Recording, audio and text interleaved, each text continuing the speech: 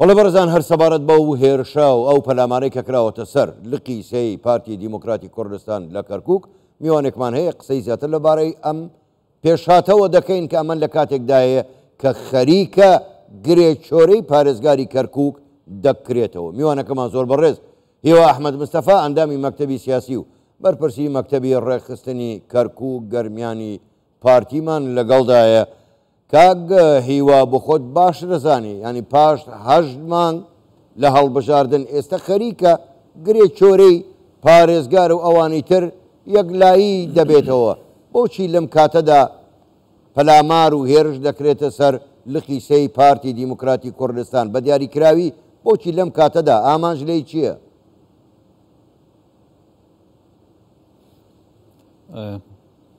سڵاو کاکە، ئامانج لێی شێواندنی باری ئاسایشی کەرکووکە و لە هەمان کاتیشدا بە ئامانجگرتنی پارتیە بۆ ئەوەی کە پارتی وەک حزبێکی سەرەکی لە جوڵانەوەی ڕزگاری خوازی گەلی کوردستان و لە هەمان کاتیشدا حزبێکی پێشەنگ و پێشڕە و لە هەمان کاتیشدا لەسەر ئاستی عراقیش خۆتان دەزان حزبێکی حساب بۆ کراوە. پارتی زۆر لە مێژنێ گەڕاوەتەوە کەرکووک دوای ڕووداوەکانی 16 ئۆکتۆبەری 2017 بۆیە لە گەڕانەوەی پارتی بەشێک لە ئەحزاب بەشێک لە خەڵکی ناحەزانی پارتی پێی نیگەرانن بەو گەڕانەوەی بە تایبەتی کە هەواڵانی ئێمە لەوێ حزبێکن بە کادیرانێکن بە شێوەیەکی منەظەم کاری حیزبیانەی خۆیان دەکەن و پارتی حزبێکی بێسەر ئێشەیە و بەڕێک و پێکی کاری خۆی دەکا دوورە لە کێشە و مەشاکیل دروستکردن بۆ هیچ لایەنێکی سیاسی و لە هەمان کاتیشدا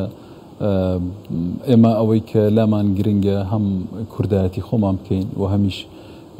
گیانی بێکەوە ژیان لە نێوانی کورد و عەرەب و تورکمان و هەموو ئەوانی تر پێکاتەکانی تر لە کەرکووک بەهێز بکەین لەسەر و ئامانجە کار دەکەین بۆیە ڕەنگە بیانێ پارتی بوەستێنن و ڕەنگە بیانەوێ تا ڕادەیەکی زۆر وا بکەن کە پێیان وا بێ پارتی بەوە دەوەستێ یان کادیرەکانی تا ڕادەیەک سار دەبنەوە لە ئیشەکانیان ئەمە بە پێچەوانەوە پارتی زیاتر هەندەدا و کادیرانی ئێمە سوورتر دەکا و هاواڵانی ئێمە خوێنگەرمتر دەکا بەڵام بە عەسابێکی ساردەوە کاری خۆمان دەکەین و ئەم هەوڵە ترسوناکانەیە زۆر ئێمەی خوێنگەرمتر کرد و ئێمە ئەمڕۆ چوین سەردانی لقی سێمان کرد لەگەڵ هەواڵانی لەق کۆبووینەوە لە سەردانی شوێنەکانمان کرد لەگەڵ هەواڵانم لە مەکتەبی ڕێخستنی پارێزگای کەرکووک گەرمیان و سەردانی شوێنەکانیشمان کرد و پێشمەرگەکانمان بینی ئاسایشەکانمان بینی ئەوانەی لەوێ بوون دەستخۆشیمان لێکردن لەوەی کە هەرزوو بەرپەرچی ئەو کردەوەیان داوەتەوە و نەیان هێشتووە هەیبەتی پارتی بشکێ یان بچنە ژوورەوە. کارەکە کارێکی ترسنەوەکانەیە ئەوەی کە وتم لەبەرەوەیە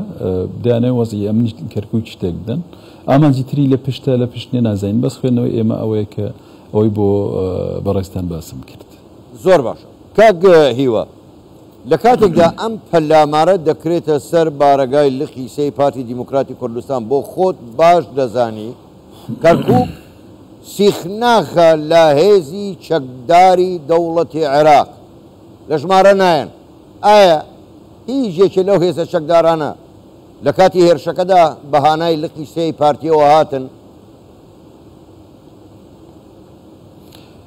وەڵا کاکە حاکم ئێمە بە تەمای خۆمانین بە تەمای کەسی تر نین بۆیە لەو کاتانەدا با دەبێ ئینسان پشت بەخۆی بەستێ باشە کە دەڵێم ئینسان وەکو گروپیش وەکو حزبیش بە هەمان شێوە بەڵام من ئەوە دەڵێم کە دام و دەستگا عراقی فیدراالیەکان دام و دەستگا ئەمنیەکانی عراقی فیدرال لەوێ بەڵێ دوای ئەو کاتە پۆلیس چووە و مەفرەزەیەکیان چووە و بۆ بەیانیش لیژنەیەکی لێکۆڵینەوە چووە دام و دەستگاکان خەریکی لێکۆڵین لەم بابەتە و هەستمان بە ئەوەیە کرد بە جددیەتێک کرد و چاوەڕوان دەکەین کە نەتیجەیەکمان بدەنێ ئەنجامێکمان بدەنێ تقریبا نزیکەی مانجێک زیاتر کەمتر بزەبت لەبیرم نییە بەڵام دیسان کردەوەکی لەو بابەتە ڕوویدا بوو لە دەوروبەری لقی سێ ئەو کاتیش دام و دەستگای ئەوێ باش بوون چوو بوون بەڵام هەر هەواڵانی خۆمان پشتیان بە خۆیان بەس بوو هەرچەنە ئەو کاتە پەلامارەکە بۆ سەر لق نەبوو بەڵام لە دەوروبەری لە نزیک بارەگای لەق بوو کە ڕەنگەتیدا ئەگەر لەوێ لە کۆمەڵێکشت سەرکەوتو بوونە بەنەوەیەکی تر بسوڕابایەتەوە ئەوەی ئەمڕۆ ئەوەی کێشەوی ڕابردوو کە ڕوویداوە ئەوەی باش بوو کە هەواڵانی ئێمە چاوکراوە بوون و زانیاری پشت ڕاستکراوەیەکیشە بوو لە دام و دەستگا ئاسایشەکانی خۆمان لە کەرکووک کە زانیاری دقیقیان هەبوو لەوەی کە هێرش دەکرێت بەڵام نەدەزاندرا بە چ شێوەیەک دەکرێت بەڵام پێشتریش دام و دەستگاکانی تریە لە عراقی لێ ئاگادار کرابەوە ئەوانی شەندێ معلوماتیان لەسەر و بابەتە هەبوو کە ڕەنگە پارتی بە ئامانج بگیرێت خۆشتان دەزانن ئێستا جم و جۆڵێک وەکو باستان کرد بۆ ئەوەی کە ئیدارەی کەرکووک حکوومەتی خۆجێی لە کەرکووک دابمەزرێ پارتیش ڕۆڵی سەرەکی هەیە و پێشمان وتون بە هەموو لایەکماوتەوە بنابێ باش حسابی پارتی بۆ دوو کورسی بکەن بە حساب پارتی گەورەترە لەوە و کاریگەری لەسەر خەڵکی تر هەیە ئێمە کاکە حاکم بە یەک چاوسێری هەموو پێکاتەکانی شاری کەرکووک دەکەین ئەو پێمان وایە هەمومان دەبێت بەیەکەوە بین بەیەکەوە جوانین و بەیەکەوەش دەبێت شارەکە و ئیدارەی شارەکە بەڕێوەبەرین و بەبێ فەرق و جیاوازی زۆر باشە بەڵام کاک هیوا بۆچی بە دیاریکراوی هێرش و پەلامار دەکرێتە سەر لقی سەی پارتی دیموکراتی کوردستان خۆ زۆربەی حیزبە کوردستانیەکانیش لەوێ بارەگا و مەقەڕی خۆیان هەیە بۆچی بە دیاریکراوی پارتی دەکرێتە ئامان هیوادارم ئەمە بەڕوونی وەڵام بدەیتەوە من سوپاست دەکەم وڵا شەرنی بەڕوونی وەڵامت بدەمەوە بەڵام پارتی بە ئامان گیرەوە بۆ ئەوەی کە دەیانەوێت لە چالاکی ئێمە بدەن لە کارەکانی ئێمە بدەن و پێیان وایە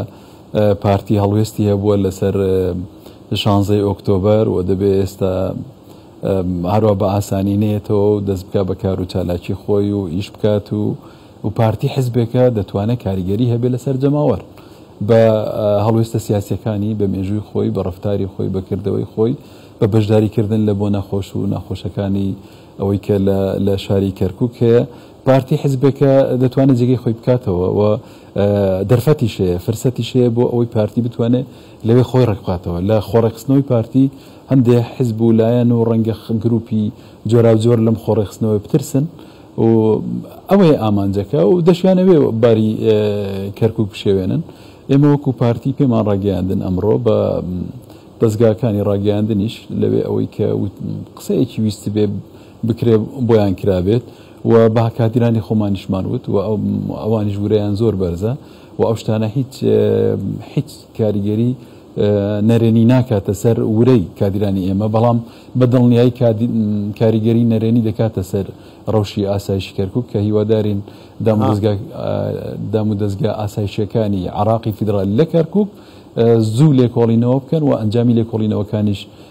بدەنەوە هەم ئێمە هەم ڕایگشتیش و ئەوانەی کە تاوانبار بوون لە ئەنجامی لێکۆڵینەوەکان بدرێنە یاسا و سزای یاسایی خوانوەر بگرن بۆی کەسی تر دەرەتیەوە نەکاتەوە جارێکی تر هەنگاوی لەو بارەوە بنرێ و خۆمانیش خۆمان حازر کردووە بۆ هەر ئەگەرێکی تر کە خوانەکە پەلامار بدرێنی ئەوانی هەواڵانی ئێمە وەڵامی کوندیان دەبێت باشە کاکیوە تا چەند ئەم کارە یاخو کاری لەم جۆرە وا ئەکا ئەو پرۆسەیەی کە خەریکە سەر بگرێ و هەموو لایەکان لە یەکتری نزیک بکاتەوە تا چەند ئەمە کاریگەری نەرێنی لەسەر دەبێت و جارێککە گرژی و ئاڵۆزی لە کەرکووک دروست دەکات ئێمە پێمان باشە هەرچی زووە حکوومەتی خۆجێی دروست بکرێ بۆ ئەوەی کە ئەو شتانە هیچ کاریگەریان نەبێت ئێمە هەوڵی خۆمان دەدەین وەکو پارتی ئەم بابەتانە کاریگەریان لەسەر سیاسەتی ئێمە لەسەر ئامانجی ئێمە نەبێت چکە ئێمە ئامانجی خۆمان یان کردەوە ینی ئامانجی استراتیجی خۆمان لەسەر شتی تەکتیکی و ئەمانە دانانەیە شتی لە ڕۆژدا چیرۆدا و ڕۆنادا بۆیە بەنسبەت پارتی کاریگەری نابێت و دەمێنێتەوە سەر لایەنەکانی تریش سەر پێکاتەکانی تریش هیوادارین لە ئایندەدا بە زووترین کات حکوومەتی خۆجێی دروست ببێت و کاری باش بکرێ و بە هەممان بتوانین خزمەتی شارەکە بکەین بەنسبەت ئێمە وەکووتم سیاسەتی ئێمە استراتیژی ئێمە خزمەتکردنی ئەم شارەیە بە یەکەوە ژیانە ئاشتیە ئارامیە و ئەوەی کە استقرار با بڵێن جێگیری سیاسی و ئیداری و ئاسایشی هەموو شتێک باش کاکیوە دیدگای پارتی لە سەر دانانی پارێزگار لە کەرکووک چییە؟ ئێوە دەتانەوێت چی لەو بارەیەوە بڵێن؟ چ جۆرە پارێزگارێک بۆ کەرکووک دەبێت دابدرێت؟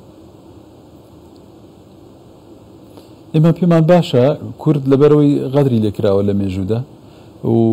پێمان باشە پارێزگار کورد بێت، پێمان باشە کوردێک بێ کە هەموو لایەنەکان لەسەر ڕێککەوین. ئێمە چوەکو کوردستانیەکان و هەموو پێکاتەکانی شاریش قبوڵیان بێت بە عەرەب و تورکمان و بە هەمویان پێیان وابێت کە کەسایەتێکە کەسایەتێکی سەنگینە و هاوسەنجی ڕادەگرێت لە نێوانی هەموو دانیشتوانی خەڵکی کەرکووک بە یەک چاوسەیری هەمووی دەکات. ئەوەی ئێستا دەبیندرێ هاوسەنجەکە لە دەست چووە، ئەو ئەگەر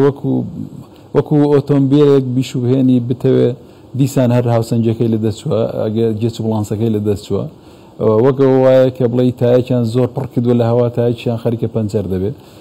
ئێستا هەنا هاوسەنجەکە بە شێوەیە کە لە نێو پێکاتەکان کە بۆ لایەنێکدا زۆر دایشکاندووە بە لایەنەکانی تردا زۆر خراپە، وەزعی کورد خراپە، وەزعی تورکمان لەوێ خراپە لە زۆر شتدا. برانی ئێمە لە پێکاتی عەرەبی تا ڕادەیەکی زۆر گەیشتونە ئەو قەناعەتە کە ڕەنگە ئیدارەی شارەکە بەم شێوەیە باش نەبێ، هەمومان گەیشتونە ئەو قەناعەتە و پێویست دەکات کە ئێمە وەکو پارتی پێمان باشە پارێزگار کورد بێ، کوردێکی بێلایەن بێ بتوانێت پارسەنجی ڕابکرێ و بمانای ئەوەش نییە کە لە ناو عەرەب لە ناو تورکمان کەسایەتی ئاوهانیە، کەسایەتی زۆر باش و ڕێک و پێک و باشیان هەیە، بەڵام ئێمە وەکو وتم لە مێژوودا خۆمان بە مەغدوور دەزانین و لە هەمان کاتیشدا بۆ ئەوەی چەند ساڵێکە حکوومەت لەو منطقەیە لەژێر دەستی برانی عەرەبدایە ئەم جارش بکەوێتەوە دەستی ئێمە وەکو پارێزگاری وەکو کورد و دەشتوانین ئێمە وەکو پارتی بەڵێن دەدەین کە پارێزگار ئەگەر لە ئێمە بێت بە شێوەیەک کار دەکەین کە بە یەک چاوسەیری هەموو پێکاتەکان و هەموو دانیشتوانی خەڵکی کەرکووک بکەین و نوێنەری ئێمە بە شێوەیەک دەبێت کە بتوانێت خزمەتێکی بەرچاو بکات و کەمتر نابێت لە پارێزگاری ئێمە لە دهۆک لە هەولێر لە شوێنەکانی ترکە ئیدارە لە دەستی پارتیدایە. ئەگەر پارێزگار لە ئێمە بێ بەو شێوەیە ئیش دەکەین و هەوڵ دەدەین بێتە مای ڕەزامەندی هەموو لایەک. زۆر باشە، زۆر بەڕێز. هیوا ئەحمەد مستەفا ئەندامی مەکتەبی سیاسی پارتی و بەرپرسی مەکتەبی ڕێخستنی کەرکووک گەرمیانی پارتی ڕاستەوخۆ لە کەرکووکەوە لەگەڵ ماوەی گەلێک سوپاس بۆ بەشداریکردنتان لەگەڵمان. سوپاس بۆ ئێوە، شەوتان باش.